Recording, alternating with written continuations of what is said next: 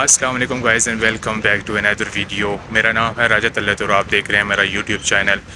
तो आज की वीडियो में हम डिस्कस करने वाले हैं कज़ाकिस्तान को। जैसा कि सब दोस्तों ने सुना होगा कज़ाकिस्तान के बारे में, उसका वीज़ा प्रोसेस हम डिस्कस करेंगे और मैं आपके साथ शेयर करूंगा अपना पर्सनल एक्सपीरियंस कि आप पाकिस्तानी पासपोर्ट पर कैसे ले सकते हैं वीज़ा कज़ाकिस्तान का।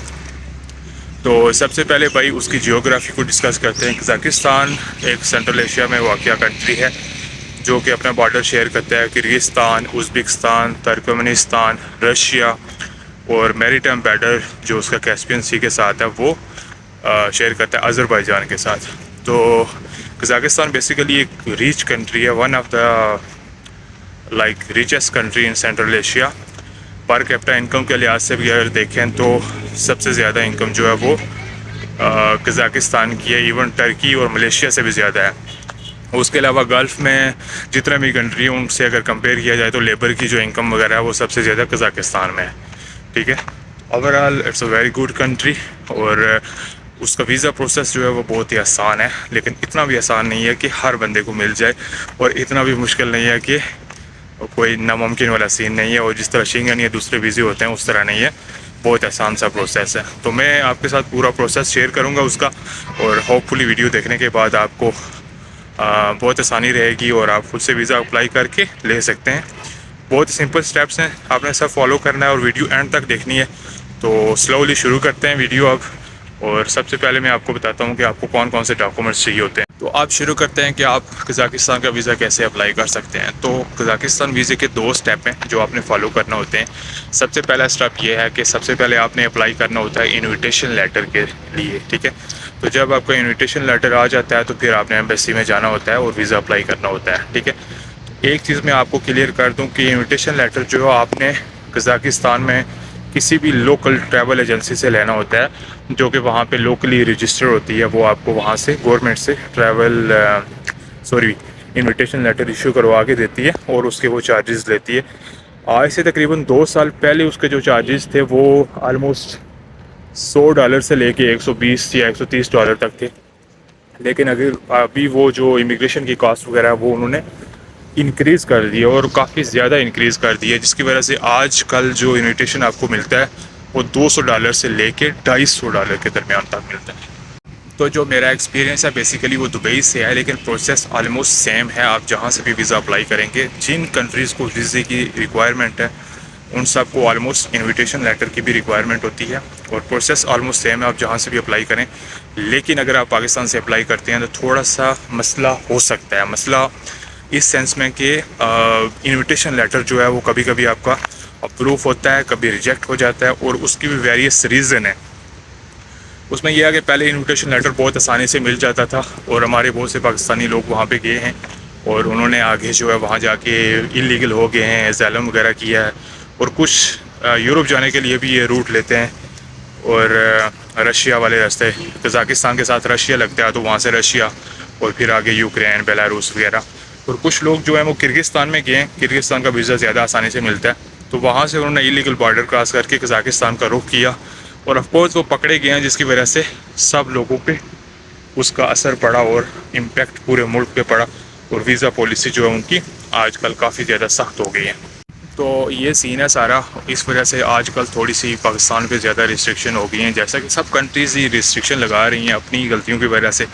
तो कज़ाकिस्तान की जो रिस्ट्रिक्शन है वो भी पाकिस्तान पे हैं फ़िलहाल। और ये नहीं है कि सबका इनविटेशन लेटर किसी को भी नहीं मिल रहा, लेकिन ये है कि जिस तरह पहले मिल रहे थे बहुत आसानी से, इतना आसानी से आपको पाकिस्तान से नहीं मिलेगा।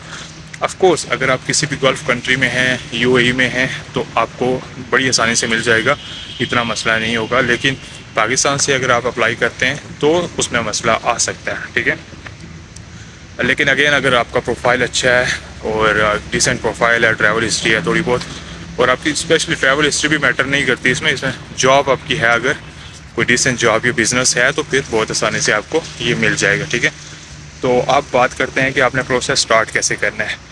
फ़र्स्ट ऑफ़ ऑल आपने कोई भी एजेंसी देख लेनी है जो वहाँ पे लोकली रजिस्टर्ड हो और वो लेटर ऑफ इन्विटेशन जो है वो प्रोवाइड करती हो। ठीक है, आपने उससे कांटेक्ट कर लेना है और उसको अपनी डिटेल वगैरह देनी है, तो वो आपसे एग्री करेंगे और फिर आपसे कुछ डॉक्यूमेंट्स मांगेंगे। लाइक डॉक्यूमेंट्स में चाहिए, एक होता है फॉर्म उनका वो फॉर्म आपको भेजेंगे, वो आपने फिल करके उनको वापस भेजना होता है, ठीक है। उसके साथ पासपोर्ट की एक कापी, आईडी कार्ड, अगर आप बाहर हैं तो रेजिडेंस परमिट जो आपका होता है, अकामा वगैरह, वो आपने साथ लगाना है। और जॉब लेटर आप लगा सकते हैं साथ में, लेकिन वो ज़रूरी नहीं होता, ठीक है। ये चीज़ें आपने उनको प्रोवाइड करनी है और साथ में आपने फ़ीस जो है वो पेमेंट कर देनी है। फ़ीस आजकल जैसा कि मैंने बताया कि इंक्रीज़ हो गई है, $200 से लेकर $250 डिपेंडिंग ऑन कि आपकी जो एजेंसी होगी, ट्रैवल एजेंसी, वो कितना आपसे कमीशन चार्ज करती है। इस रेंज में आपकी फ़ीस लगेगी इन्विटेशन लेटर के लिए, ठीक है। तो काफ़ी सिंपल है। इसमें आपके 15 से 20 दिन लगेंगे टोटल, और 15 से 20 दिनों में आपका ये सारा प्रोसेस जो है वो कंप्लीट हो जाएगा। और इसमें 15 से 20 वर्किंग डेज़ का प्रोसेस होगा सारा। तो जब आपने ये सारे डॉक्यूमेंट्स और फ़ीस की जो पेमेंट है उनकी, वो आपने पेमेंट कर दी, तो उसके बाद 15 से 20 दिन का प्रोसेस होगा, ठीक है। 15 से 20 वर्किंग डे में आपका लेटर ऑफ़ इन्विटेशन इशू हो जाएगा। और सबसे मज़े की बात यह है कि letter of invitation basically visa ही होता है। अगर आपका लेटर ऑफ़ इन्विटेशन इशू हो गया तो इट्स मीन आपका वीज़ा अप्रूव है, आपको कोई डॉक्यूमेंट्स नहीं चाहिए, कुछ भी नहीं चाहिए मज़ीद, ओके। तो लेटर ऑफ़ इन्विटेशन जो है वो बहुत ज़रूरी है, और उसकी फ़ीस भी इसलिए ज़्यादा है, और वो मेन चीज़ है। अगर लेटर ऑफ़ इन्विटेशन रिजेक्ट हो गया तो इट्स मीन आप वीज़ा अप्लाई नहीं कर सकते, वो इशू हो गया तो इट्स मीन आपका वीज़ा अप्रूव है, ठीक है। तो once you have your letter of invitation from immigration, then आपने क्या करना है, देन आपने एम्बेसी को ईमेल करना है और उनसे टाइम ले लेना है, अपॉइंटमेंट लेनी है। डिपेंडिंग ऑन के कुछ में आप वॉक इन भी जा सकते होंगे और कुछ में अपॉइंटमेंट की ज़रूरत भी होगी, लेकिन आपने उनको ईमेल करके तो अपॉइंटमेंट ले लेनी है अगर आप यूएई में हैं तो। पाकिस्तान में भी सेम प्रोसेस है, आपके पास लेटर ऑफ़ इन्विटेशन आ गया तो एम्बेसी को ईमेल करके आपने अपॉइंटमेंट ले लेनी है और एम्बेसी में चले जाना है, ठीक है। आपके पास इन्विटेशन लेटर होना चाहिए, पासपोर्ट, 2 पिक्चर्स, दैट्स ऑल। इसके अलावा कोई डॉक्यूमेंट्स नहीं चाहिए। और वीज़ा फ़ीस है जो वो है $80, ठीक है। अगेन आपने एम्बेसी में वीज़ा फ़ीस भी पे करनी होती है।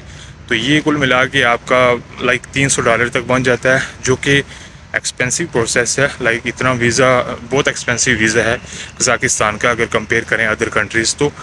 लेकिन यह है कि रिस्ट्रिक्शन उन्होंने लगाई हुई हैं इसीलिए, और फ़ीस वगैरह भी इतनी ज़्यादा इसीलिए रखी हुई है कि लोग कम से कम अप्लाई करें और जिनके पास पैसा है वही अप्लाई करें। तो बाकी इनका काफ़ी ज़्यादा कंट्री हैं जिनको ये वीज़ा फ्री एंट्री भी देते हैं, उनसे उनको वीज़ा भी फ्री है और उनकी फ़ीस भी कोई नहीं होती। तो जिनको वीज़ा रिक्वायर है उसका वीज़ा बहुत एक्सपेंसिव है। तो ये उनका डबल स्टैंडर्ड चल रहा है, लेकिन ऑफ कोर्स क्या कर सकते हैं, हमने तो उनका प्रोसीजर जो है उसको फॉलो करना है, उसके अलावा हमारे पास ऑप्शन नहीं है, ठीक है। तो ये सीन हो गया। अब कज़ाकिस्तान में आपको रेकमेंड नहीं करूँगा अगर आप जस्ट फॉर मतलब जा रहे हैं इलीगल होने के लिए या आगे स्किप होने के लिए, नहीं। अगर आप वहाँ लीगली जाके रहना चाहते हैं तो मैं आपको रेकमेंड करूँगा। बहुत अच्छा कंट्री है और बहुत डेवलप है, ह्यूमन डेवलपमेंट इंडेक्स बहुत अच्छा है, पर कैपिटा इनकम अच्छी है, बिज़नेस के लिए अच्छा है। ओवरऑल अगर देखा जाए तो बहुत अच्छा कंट्री है। और सबसे बढ़कर अगर आप वहाँ 5 साल तक लीगली रहते हैं तो आपको वहाँ की सिटीज़नशिप मिल जाती है, ठीक है। और अगर आप शादी करते हैं किसी लोकल के साथ तो ऑफ कोर्स वो आपको 3 साल में मिल जाती है।